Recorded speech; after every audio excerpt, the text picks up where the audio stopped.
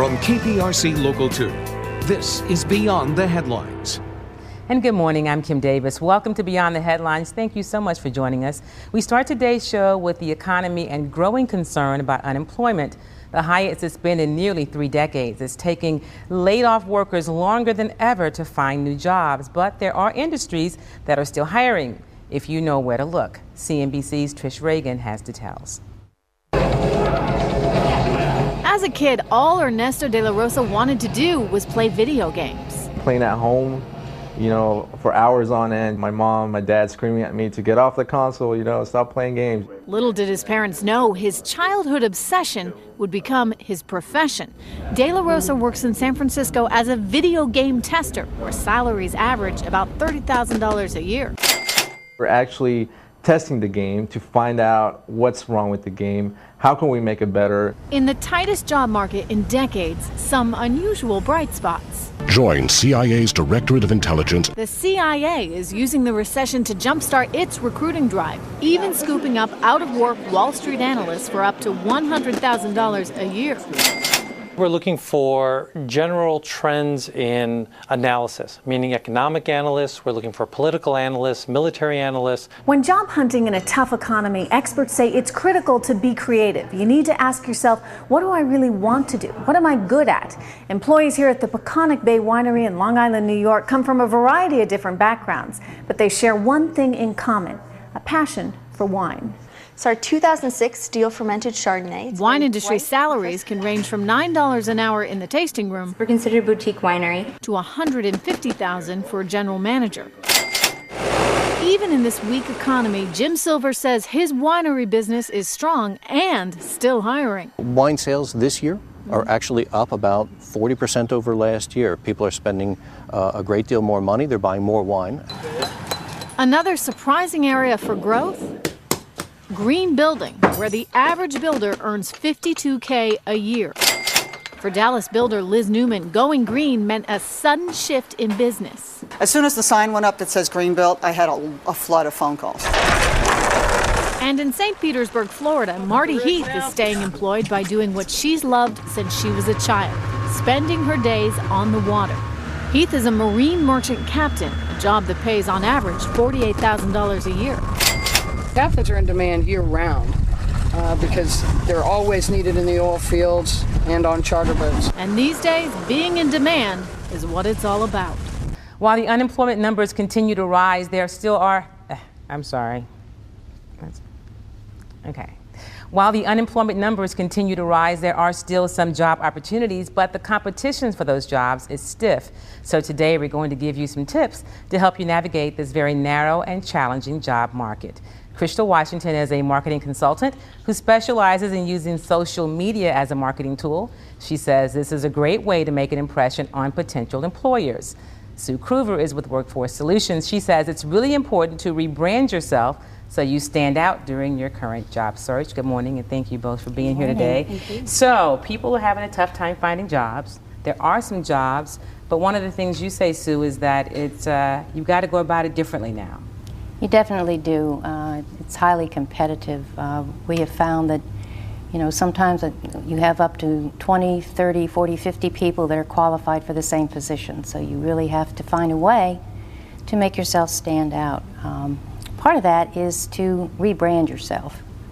And by rebranding, basically that means use your sales techniques, your marketing techniques, find out what your skills are, and find a new way to use them. And that's a very interesting way to do it. And you have to think outside the box, get out of your comfort zone, and approach it that way.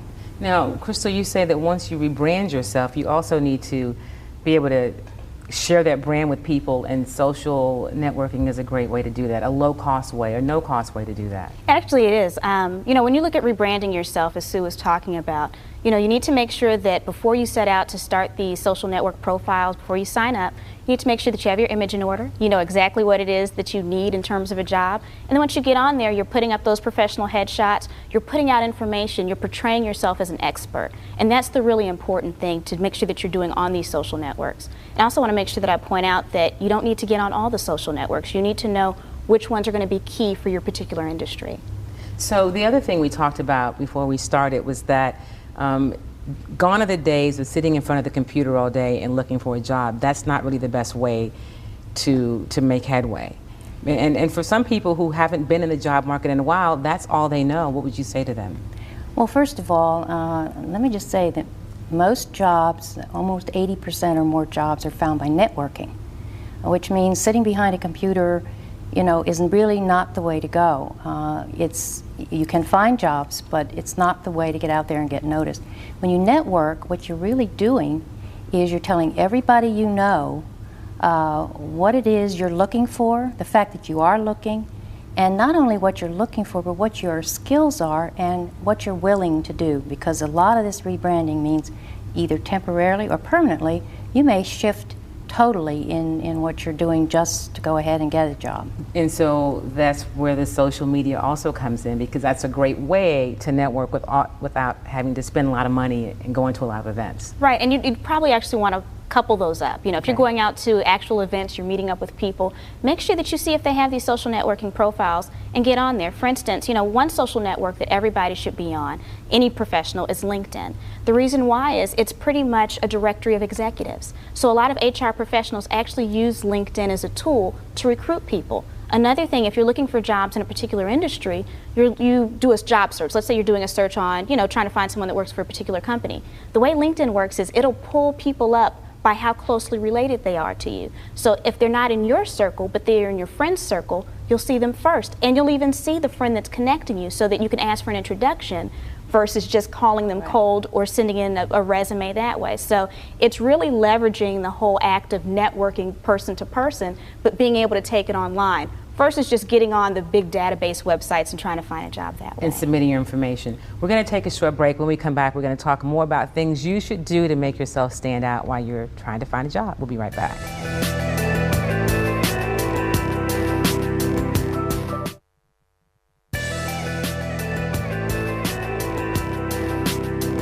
Welcome back. We're talking about the job market, or the lack of a job market, if you will, but we're really talking about what you can do to make yourself stand out and become noticed in a market that doesn't have as many jobs as it has people looking for jobs. And so one of the things, Sue, you mentioned is the resume is really important, what that looks like, more now than ever.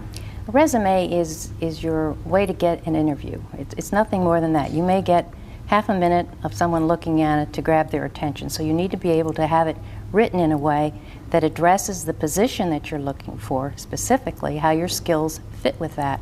And one of the ways to do that is to make sure that you have a skill-based resume. That means either you assess your skills or have someone assess them for you. We do that at Workforce Solutions. And then use that as a basis on which you can show what you can do, not so much all the accomplishments. You can talk about that once you get in the interview, but first of all, tell them what skills you have. And one of the things you also mentioned, Crystal, is that it is good to have a personal website or blog so that once I've maybe seen the resume, not me because I'm not hiring, but there's a place for people to come back to. And why is that? Well, the reason why is when you're on social networks, people are just seeing a face. It's not that person-to-person interaction in person. So what you want to do is you want to make sure that you have something to refer them to. So if you have a personal blog or website, and with blogs it's very easy to get a free blog with Blogger or WordPress, one of those sites. You have that, you can post your resume there, you can put interesting articles, just show your knowledge. You need to build yourself as an expert. So that way recruiters, they see you as being someone that's employable, they already see your knowledge base, and so it's going to make them more likely to give you a call. Has this whole we know the job market has changed. We know that there are not as many jobs, the numbers of unemployment are very high, but it seems like the mindset to looking for a job now also has to change. And I imagine that's really a challenge for people who are a little older, not just the college graduates, because they're more focused on all these new ways, but for people who've been in the job place for a long time and are now back in the job market when they thought they were close to maybe even retiring. Exactly. A couple of things here. First of all, I think people have to step out of their comfort zone. The reality is most people are not going to, if they've been laid off and have lost a job, the reality is they're probably not going to find the same kind of job. It's just not out there. So they have to accept that. They also have to accept the fact that if they find a job, that it probably will pay less than they're expecting to receive or have in the past. And when they go in and interview for these jobs, they really need to not carry an attitude of I know it all, I understand, but more of a I'm willing to learn. I can provide the experience, and I can give you that to get the job done. But and then for older workers, there's some things that we can do for older workers too. I can give you some tips on that too. Okay. And the other thing we talked about, Crystal, is everything matters, from the message on your cell phone, lose the ringtones, you know, because you need to make sure that you always have a professional image. Right, and that stems from, like we were talking about, the pictures that you have on your profile. This is not the time for those cool camera phone pictures. You know, you need to make sure that the message on your cell phone does not have, you know, a song or anything on there. You want to make sure that you look extremely employable, and everything that you do needs to look professional. What that might mean is on social networks, you might actually have to get rid of some of your connections. You might even have to get some family members off of there. You have to be very protective about what is posted on your profile, because in the end, this is your livelihood. And you're using this social networking tool as a professional tool, but you have to keep in mind at all times that you are going to have professionals looking at it. All right, great information. I appreciate it. We'll make sure we have links to both of your sites on our website. We'll have to talk about this again sometime soon. All right, up next, our political panel talks about the Houston mayor's race, the state of the Republican Party, and more. We'll be right back.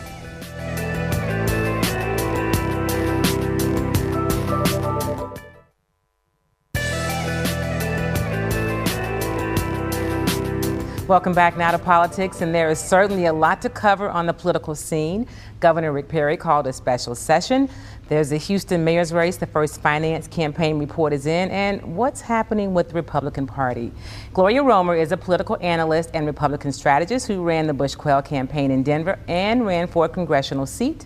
Marcus Davis owns the Breakfast Club and is a talk show host on Sunday Morning Live. Nancy Sims is the senior vice president with Pierpont Communications, teaches political science, and hosts the Mayoral Musings blog. Ed Hubbard is a former judicial candidate who plans to make a run for the chair of the Harris County Republican Party. Good morning. Good morning. And thank you all for being here. That was a mouthful. So first we're going to start talking about the mayor's race. And I want to pull up a graphic that shows the first numbers are in for the finance report. The council member Peter Brown leads away with $1.75 million. He raised $477,000. Nearly $800,000 of that came from a personal loan. Attorney Gene Locke raised $1.15 million, the most of any candidate since January. City Controller Anise Parker raised $810,000. And Harris County Board of Education trustee Roy Morales raised $18,000. So about $2.5 million, or a little less than $3 for all the candidates. A lot less than in the last mayor's race, where in '03 when there was when Bill White ran. But what does that say? Let's just start off in terms of where this race is. To me, it says the race is still wide open. It is wide open, but things are going very slowly right now. Now, if you remember in 2003, Bill White, unknown, just came out strong with his own money. He put in, I think, $2 million of his own money as seed money, and he had commercials going 6 to 7 months out of the election. We're not seeing anything like that yet. Well, I think that was in part because Bill White had no name ID in the city at all, no political position ever held, and he knew exactly what he needed to do. The people that are in this race have been around. Gene Locke hasn't run for a political position, but he's been around the area for a little while. So I don't know if great tactic, but I don't know if it's necessary in this particular race. And it's also a different economy now, Ed. I mean, times are tougher in terms of raising money. It is. It's going to be tough for everybody to raise money, not only in this election, but as we get into the fall and preparing for the primaries. It's going to be very tough to raise money in this environment. But, from my perspective, as a Republican, it's still wide open. I mean, people are talking about this, who they're going to support in this race, and nothing is settled yet. One of the things I saw, Nancy, in the story that we ran last night, we interviewed some people who said they just didn't really know anybody in the race yet. I mean, they were still relatively unknowns, and they obviously aren't in the political insiders, but this is what some people are saying. Well, right, and I think we were somewhat hoping to see a breakaway when the numbers came out, but it didn't happen. And Peter Brown has a lot of money in the bank, but he put that money in himself. He is in a better position than the other two candidates to buy radio and television advertising. But the bottom line is right now, it is primarily engaged and insider people that are paying attention.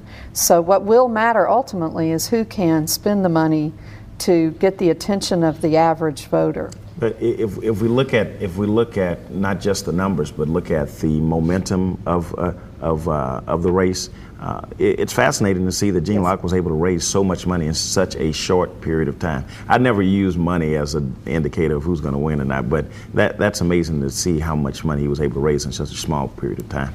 Well, and Gloria doesn't think so. I can see that look on her face. Well, no, I think it's because of the Lanier machine. You know, he has that downtown group with him, and they're going to give money just right off the top as a seed money. I think that's what that's all about. But can that be sustained? We will find out. I really think after Labor Day. I think right now people's attention is they're paying attention to national affairs, healthcare, and the heat. No, seriously, the heat. No. And after Labor Day, the heat will be on in the mayor's race. But right now, Well, one of the things I think people talk about is the Lanier machine, and we're going to come back and talk about that, because I think in that instance you also have to talk about the fact that, for instance, that Peter Brown does have money of his own. And so all of those things matter. I think it kind of levels the playing field. They each have a different strength, and so does Anise Parker. We'll take a short break. We'll come back and talk more about the mayor's race, and we're also going to talk about the Republican Party. We'll be right back.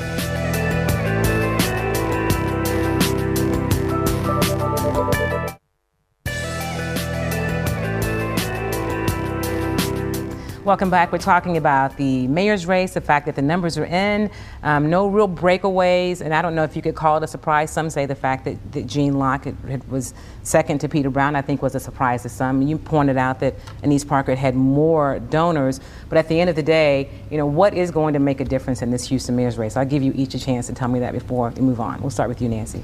Well, I do think money will make a big difference, and we don't like to admit it, but the fact is it's very expensive to campaign. So having good organization and having the dollars. But at this rate, the three of them are on par with each other. I would have to agree. I think it's going to be money, organization, but I also think it's going to be where finally the business community finally decides which candidate they really want. And I don't think that's all shaken out yet. Okay. I don't think it's all shaken out yet, but I do think that it's leaning in a Locke direction, the business community. That my personal opinion.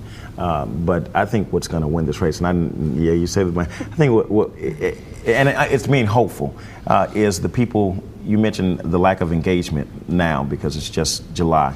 But I think what's going to make a difference is when people start to pay attention, they start to make the decision for themselves. The money is a big indicator, but it's the individual votes that ultimately wins the race. Well, if money isn't king, it's at least first in line. And I will tell you that there are a couple of issues out there with the police department and the fire department that people are going to pay attention to. And those two groups, whoever that endorses, is going to be a huge endorsement.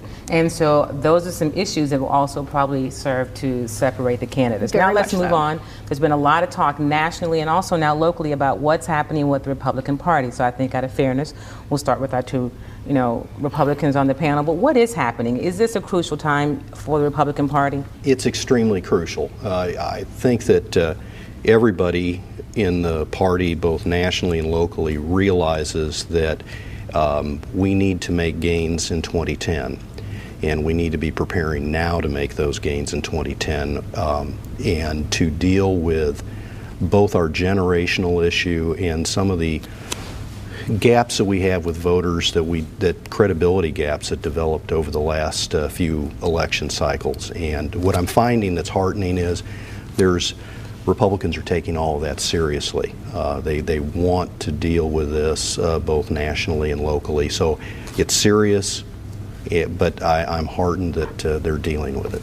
And Gloria, you say what? What is key? What needs to happen? Well, on one of the national talk shows, Barry Goldwater Jr. was just asked this question, and this is how he responded. He said the Republican Party needs to go back to its roots of his father, Barry Goldwater, in the early 60s, which was basically limited government, let the private sector work, leave the private sector alone, lower taxes, and peace through strength. It's the social issues of abortion, gay rights, that kind of thing that is smearing a lot of, Republicans who are going to become independents or maybe even go to the Democrat Party. So I believe we need to get back to what the Republican Party was years ago. Some people say, Marcus, that in this last election cycle, it was such a huge hit for the Republican Party, not just because they lost the presidential election, but just because they lost so many young voters.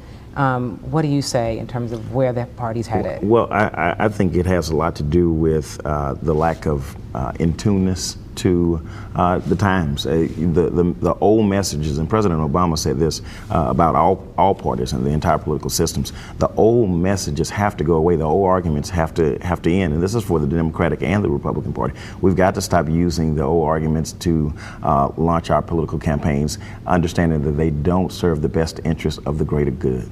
One of the things I think that will be very important is, as all parties are stronger, it makes our elected officials have to be more accountable. And so it serves well for all the parties to be a little stronger. And you say what, Nancy? Well, I say I like competition. Absolutely. And over the last decade, due to redistricting, we have really created a non-competitive system. If you win in the primary, you win. And I enjoy democracy, and I am excited that there are contested races in Harris County, no matter which party is in charge. But for the voters to have a choice in the judicial races and in the county offices, and even for Congress maybe.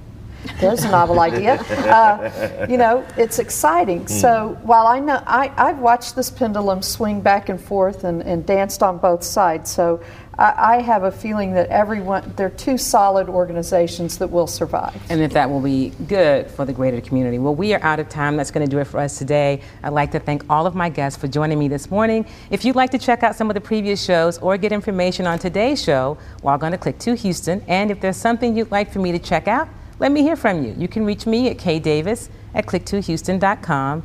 That's kdavis@click2houston.com. You can also check out the Beyond the Headlines page on Facebook or follow me on Twitter.